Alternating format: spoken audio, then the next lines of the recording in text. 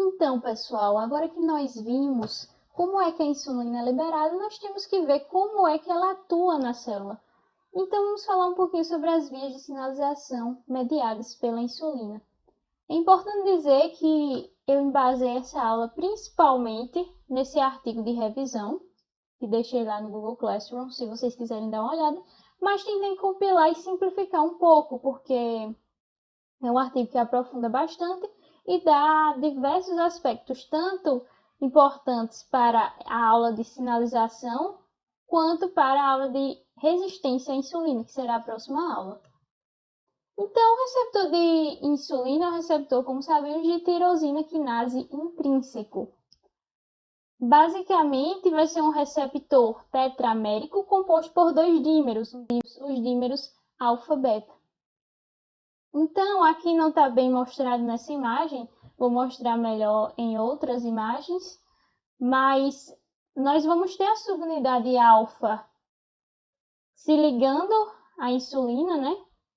E nós vamos ter a subunidade beta, efetivamente vai ser a subunidade transmembrana, e vai ter também a função catalítica, ou seja, vai ser o local dos receptores e nós vamos ter a fosforilação dos resíduos de tirosina e transfosforilação, entre outros. Então, subunidade alfa se ligando ao receptor, se ligando à insulina, não é transmembrana, como a imagem, e a subunidade beta transmembrana com função catalítica. É importante observar que receptores de insulina são muito semelhantes aos receptores de IGF-1. E eu gostaria de perguntar a vocês, saber se vocês lembram, qual a via preferencial ativada por um receptor de tirosina quinase? Será que vocês lembram? A via preferencial vai ser a via Ras-Raf-MAP quinase, que a gente comentou na primeira semana. Só que, além dessa via, né, que é ativada efetivamente pela insulina, quando se liga ao seu receptor, há também a ativação de uma via muito importante, a via da fosfatidilinositol 3-quinase AKT, que é comentada pela Ellen, mas aqui no caso da insulina, vou aprofundar falando sobre mecanismos específicos da insulina. Então, é claro que há outras vias envolvidas, mas as duas principais na sinalização da insulina vão ser a Ras-Raf-MAP quinase e a fosfatidilinositol 3-quinase. Então, a primeira via que vocês já conhecem, né? Exatamente igual. Nós temos aqui, mais bem ilustrada essa foto do artigo, nós temos subunidades alfa, né, em contato com a insulina, aqui demonstrando que pode ser tanto a insulina quanto o IGF-1, né? E a subunidade beta, transmembrana e catalítica.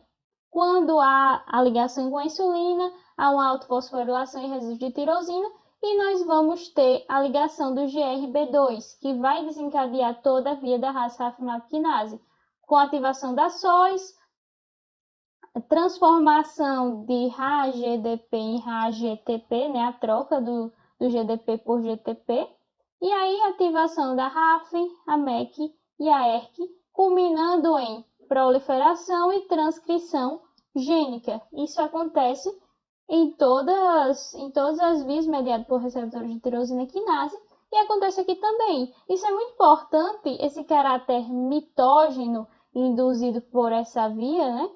Porque a insulina, como eu comentei para vocês, é um hormônio anabólico, então é importante, a partir dela, induzir crescimento, proliferação, síntese de proteínas específicas.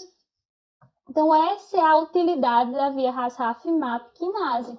E é importante aqui lembrar que nós temos um elemento importante, que é exclusivo dessa via, desse receptor de insulina, né? Que é o substrato do receptor de insulina. Nós podemos ter até 6 substratos, 6 tipos de RS, e vão ser substratos muito importantes, porque da mesma forma que o receptor de tirosina são fosforilados em resíduos de tirosina também, a partir disso podem ativar o GRB2 e vão ter uma função muito importante na próxima via também. Então, a via Ras-Raf-MAP quinase pode se dar pelo contato do GRB2 com o próprio receptor ou também com os substratos do receptor de insulina. E agora aqui, a via da fosfatidilinositol 3-quinase AKT. Aqui nós vemos vários tipos de substrato de insulina. vão ser fosforilados nos seus resíduos de tirosina. Isso vai permitir que esses resíduos de insulina, né, a depender do tipo e tudo mais, ativem a fosfatidilinositol 3-quinase. Com essa ativação, como vocês já sabem, vai haver a formação de PIP3 a partir do PIP2 e o PIP3 vai ativar o PDK1, que é a quinase dependente de fosfoinositidídeos 1, que ele já comentou. E o PDK1, portanto, vai fosforilar a AKT e diversos tipos de proteínas quinase C, sejam PK6 típicas ou atípicas. Uma grande diferença aqui é que nós vamos ter fosforilações em resíduos de serina e treonina, diferentemente dessa parte aqui do receptor, em que vai haver fosforilações em resíduos de tirosina. Isso vai ser importante mais para frente. Mas, enfim, como vocês já sabem, o AKT, para ser ativado, além da fosforilação com o PDK1, também precisa ser fosforilado pela ImmTOR do complexo 2. Então, com isso, efetivamente vai ficar ativo. Então, vamos olhar um pouquinho mais detalhadamente sobre os diversos efeitos mediados pelo AKT, que vão ser muito importantes.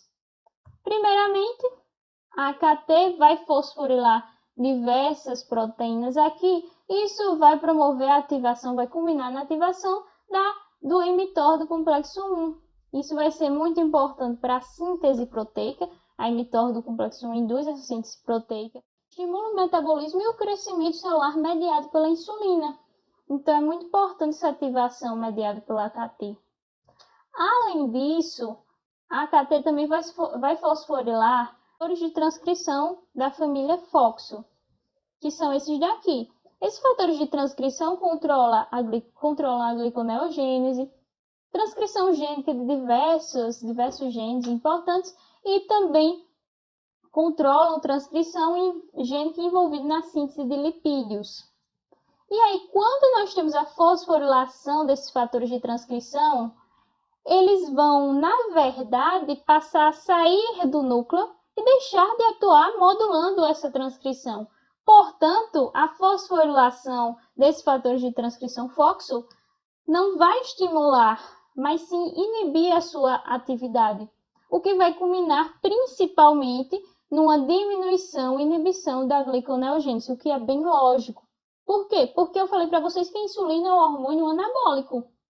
Gliconeogênese, uma reação bioquímica catabólica, em que vai ter a liberação, você vai destruir proteínas, por exemplo, e vai para produzir glicose. E não vai construir novas proteínas, novos lipídios. Então, a insulina tem que inibir o catabolismo e estimular o anabolismo. Como a gente vê aqui, em outra ação da AKT. A AKT vai fosforilar a chamada enzima glicogênio sintase quinase 3. Com essa fosforilação, vai haver, na verdade, um aumento da síntese de glicogênio, né? Vocês vão ver isso em detalhes estudando em bioquímica, né? Essas reações. Mas, com essa fosforilação, a fosforilação dessa enzima, você vai ter aumento da síntese de glicogênio. O efeito é efetivamente anabólico.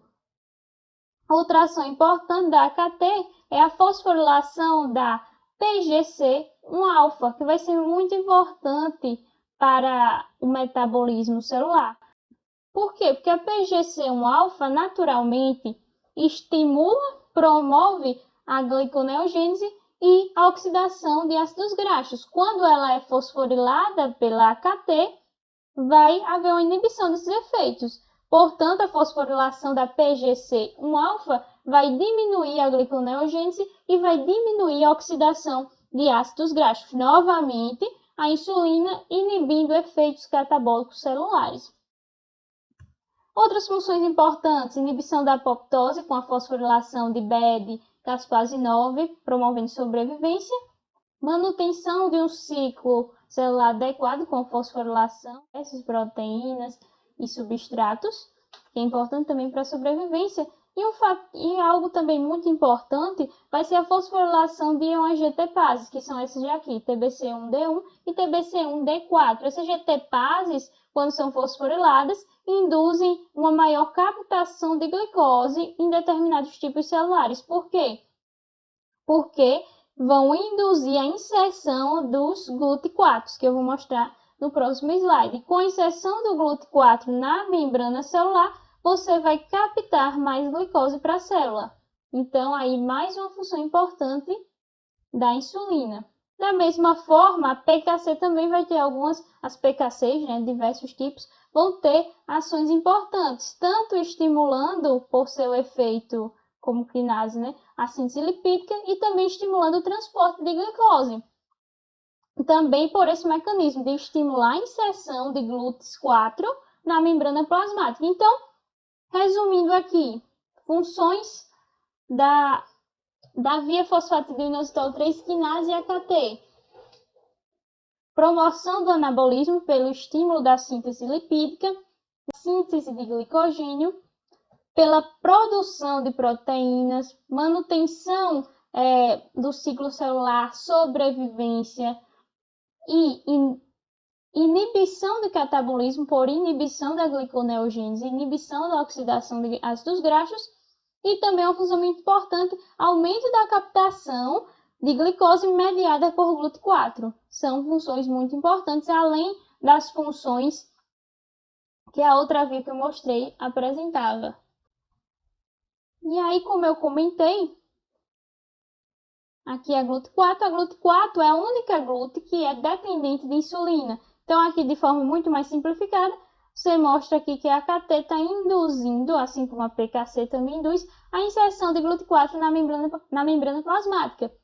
E aí a GLUT4, por isso que ela é dependente de insulina, vai promover a maior entrada, a maior captação de glicose, que é uma grande função da insulina.